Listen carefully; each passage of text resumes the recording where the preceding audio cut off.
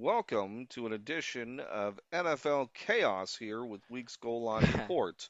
Normally, Sam covers these himself, but I have the privilege of being with him here today. Yes, as my guest, Dad Yes, is here. thank you for having me. Yeah. We're excited. There's been a lot of stuff going on with the NFL as training camps have gotten Mm. start. So you take Uh, point on my series. yeah, I was excited to jump Yeah. in and be part of it. Yeah, well, I did the first two by myself. I didn't really name anything, didn't really expect to do any more, but this is going to be called episode 3 because this is the third one in the series. Yeah, So if you have any questions about that, that's the answer. Obviously, it's been a minute. The NFL Weekly one, the last one I did, which is like nearly a month old now, crazy to say, it is exploded. It's at like 200 views now. I mean, it got like 100 something views in the last like week. yeah. So that means you need more. Yeah, and there's been a lot to talk about.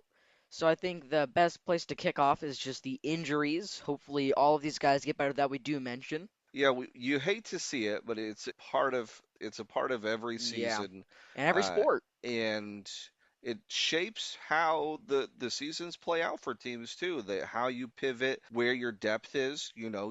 Were you prepared? And it So, makes you see a lot of interesting people come and go in the team. hmm Like if someone gets down, maybe we'll see someone come like out of retirement or a free agent get signed for something. It's yeah, always interesting to see how people plan. yeah. Every time someone goes down, it's an opportunity for someone else to really seize that. So, So I think we can just start with the Panthers. So last time I did mention the unfortunate injuries that had happened, especially with the blood clot. I with Scorin, I believe that's his name. he no, Uh he was a different injury. oh, The blood clot was one of the offensive linemen. I and I'm sorry for not remembering that. It's been a minute. Hopefully he gets better. I That is horrible. It's been a disastrous start for the Panthers, and I think what Brazel just got hurt. Yeah, that was the latest one. So Brazel comes in as a rookie, and with hopes from the team that he would be the number 3 wide receiver. So Above you've Leggett got, for sure. is it McMillan? Yeah, The McMillan, so he's locked in number 1. Coker has emerged as number 2. Leggett. Xavier Legette, He's kind of mid. he was supposed to be like one of your starting wide receivers. He's been a disappointment, and so Yeah, they were hoping Brazel would come in and he would take over that third role, and it was now he's sad. out for the year. It was definitely a steal in the draft, and it sucks to see him out. Hopefully, he can make a full recovery because I'd love to see what this guy can do out on the field. I'm just playing the great football these guys do, and then just I think that was really it for the Panthers. But that was their Yeah. like third So injury. yeah, kind of a stay of execution for Legette. He gets another opportunity He to earn hopefully his he does not spot. blow it. I'm not a Leggett fan. I'm not a Panthers fan, but I don't like seeing bust. I don't like seeing these guys wash out because everyone does have potential. Yeah, at this point, that's what he looks like as a bust, but maybe he could turn it around Yeah, this maybe. year. I mean, Sam Darnold is walking proof that you can be a bust for years and then become a Super Bowl champion. Yeah, So absolutely. maybe that's a little too high for Leggett, but you never know. So So in even worse injury news, Jalen Walker out for oh the Falcons. yeah.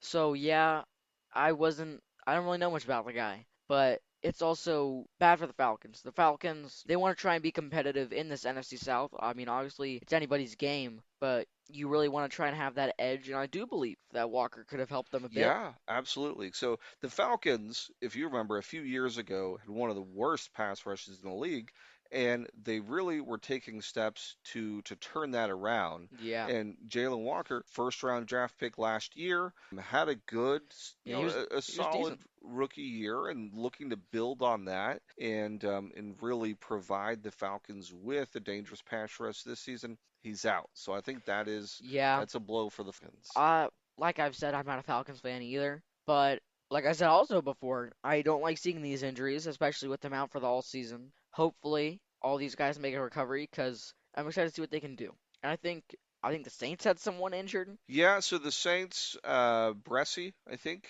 Bressie, one of Brezel, their whatever his name defensive was. linemen, Yeah. he's out for the year too. So that's a Sad. blow. Just really NFC South not having Ugh. a good luck And here. we'll move on to the Buccaneers later. Yeah, yeah. But yeah, so there's one more injury that I think is definitely worth noting as well. The And 49ers. this guy, like someone has a voodoo doll of him that they are just putting pins in, And that left leg. and right. Ricky Pearsall is out He for touched the the year. substation, I'm telling you. I mean, he was brought in as a young guy for the team to try and like what was he drafted by them? Yeah, He was going to be exciting, but he just feels like he's made of clay or something. yeah. He's never really been able to get it going like that he could have been able to. Hope. It sucks because I heard what happened, and he got injured, and he didn't take the surgery. It didn't seem that bad, and now we're here. He had whatever happened to his knee, and he's out for a year. Yeah. And I'm disappointed because I really want to see what this guy can do. Because what we saw from last year, he was pretty good. Like he wasn't Yeah, the top guy, he showed flashes, and like you said, we just haven't gotten to see what he can put together with the full healthy season. and obviously with them being so close to the substation, it's basically been proven that is their number one enemy, not the Seahawks or the Rams. It's the substation. All their guys seem to be getting hurt. You know, Mike Evan, he has that bad hamstring all the time. But it looks to be having a little bit of troubles, missed some practices, and so did Stribling, which, coming into his first year, I hope everything stays okay with him. I don't like seeing these young guys get hurt, and I'm excited to see what Stribling can do. He was drafted so high out of nowhere. I don't even know who he is very before the draft. So I'm excited to see what. It was disappointing that he got hurt. Hopefully he's fully fine and back for practices. But Yeah, but you're going to see those, with training camp guys that are yeah, banged up for a few days or a few weeks, and hopefully those are all minor. But Pearsall definitely the name, we know he's out. And props to the 49ers that they went out and got someone. They said, okay, we're not just going to go with what we have. Losing him needs to be addressed. And yeah, so let's pivot into like the next segment the here signings. where we have a few big signings from free agents. There were some big names out there, You forget this is and my series. we knew they were going to come on. Hmm. And I'll let you reveal. But yeah, we knew they were going to come on, and it's just been waiting I to mean, see who's going to. we don't really know. I did make a video on this before. I did post it as where will Debo go? And right after I posted it, you said it was good. And you're like, you made a lot of points, and you and I both know he's not going to the 49ers. And here we are. He is a 49er officially. Once Well, more. yeah. So that's the reveal. So go ahead. Yeah, Debo Samuel Sr. is back on the 49ers. Yeah. So he played there for a long time, and then the first really big move of the offseason last year was he got traded to the Commanders. So that was big. He played for the Commanders. He was decent there, and now he's back on the 49ers, which is really weird. I've never really seen that someone goes somewhere, then goes somewhere else, and then comes back. It's really It weird. it is a little uncommon. A few instances does happen, but what I had said after your video was that on listening to what you said, it was kind of like you mentioned the 49ers, but then gave all the reasons why he wouldn't come back I to the and I'll 49ers. say this. I'm not a fortune teller. I didn't know Ricky Pearsall was just gonna have his like knee get cooked.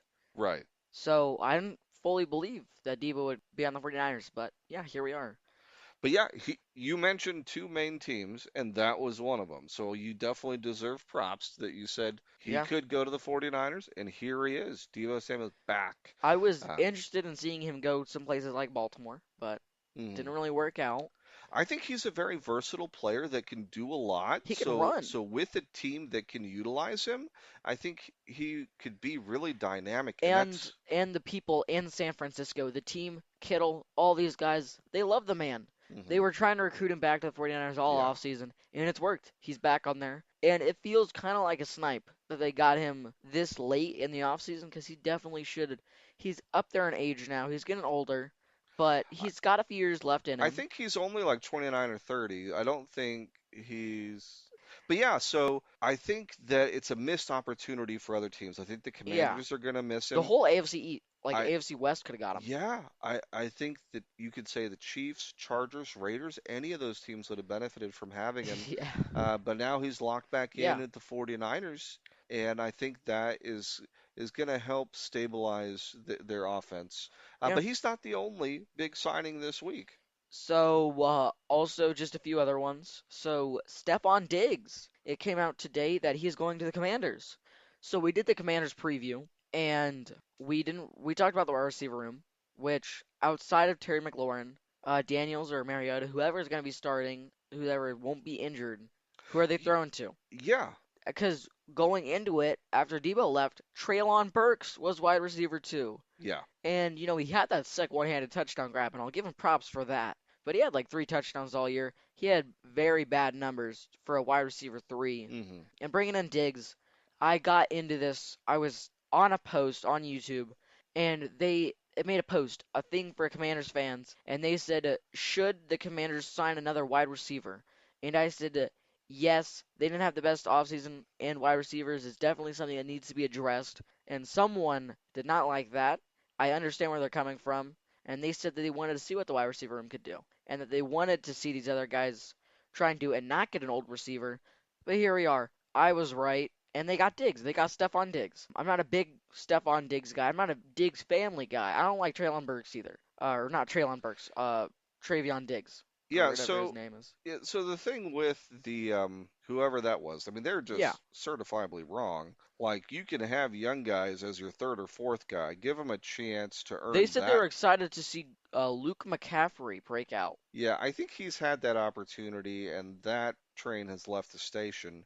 But yeah, so Diggs is there, and I think that is going to automatically improve the receivers Yeah.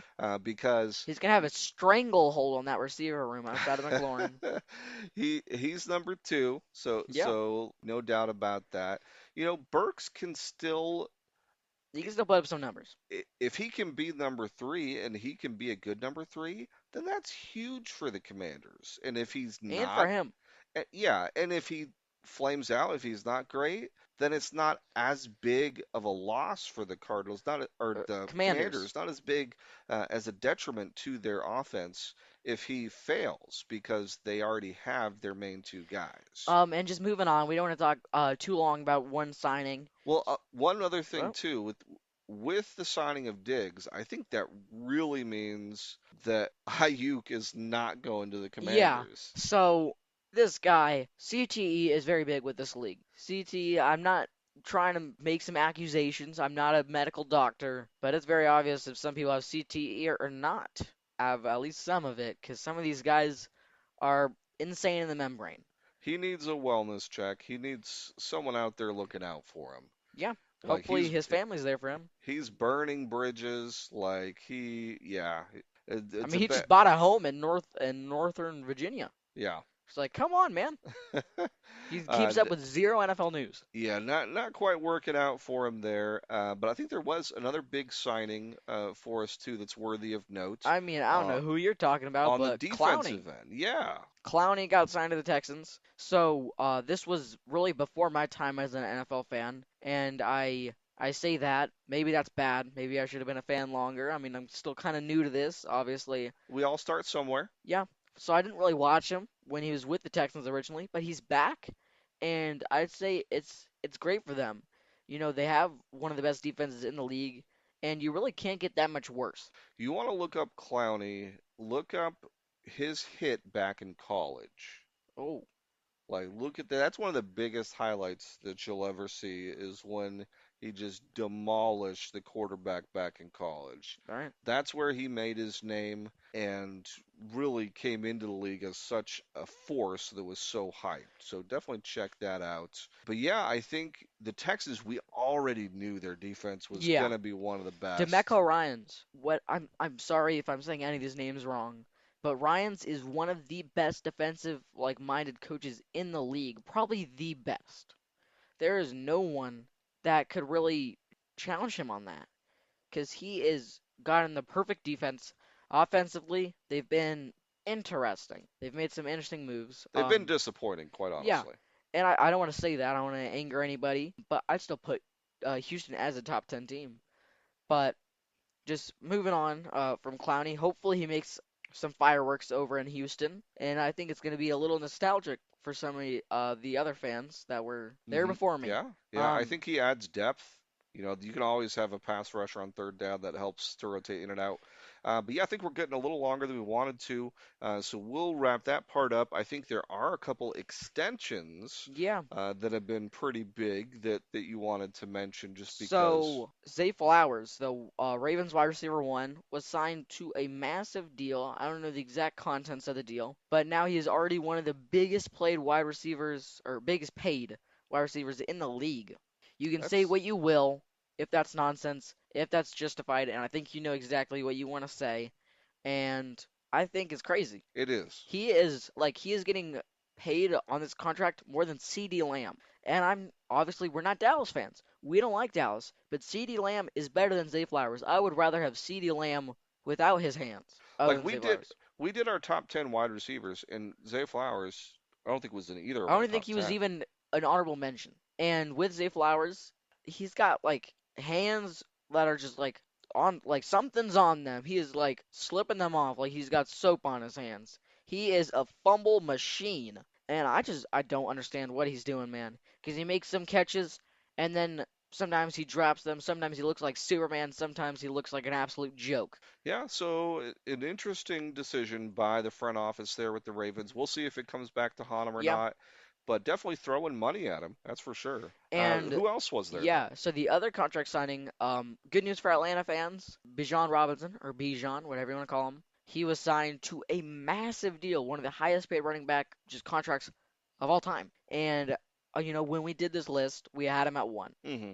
And I think we're both right on that. I think he is the best running back in the league, and I'm saying this as a Gibbs fan. And I think he does deserve this deal. That means a lot for the Gibbs, who's trying to get a contract also right now. He'll probably get around the same amount of money, maybe even higher, because he deserves it. And it's just gonna end off with Tony Romo's arrest. I covered this last time because I was by myself. So he got arrested with the DUI charge in Milwaukee. J.J. Watt will be taking over his duties on CBS, I think, whatever network Roma was on. So he's going to be, like, Watt is going into that. It's going to be interesting. But yeah, outside of that, I don't think there's been much news. Baker Mayfield dispute. I mean, I think that's on the episode agenda. And the Vita Vea trade request. Maybe we'll do a video on that soon with top spots for him, but hopefully he stays in Tampa. Unless you got something to add, I think that will wrap this one up. Yeah, Is I think that really touches on the chaos this week. I think, next week, you'll have another episode. Maybe Yeah, I'll be able to join you. We'll have some more yeah, news. What's been going on? yeah. So that was NFL Chaos episode 3 here on Week Scoring Report. So hopefully check out some more of the other ones, and we'll see you next time. All right, we'll wrap it up here then. Thanks.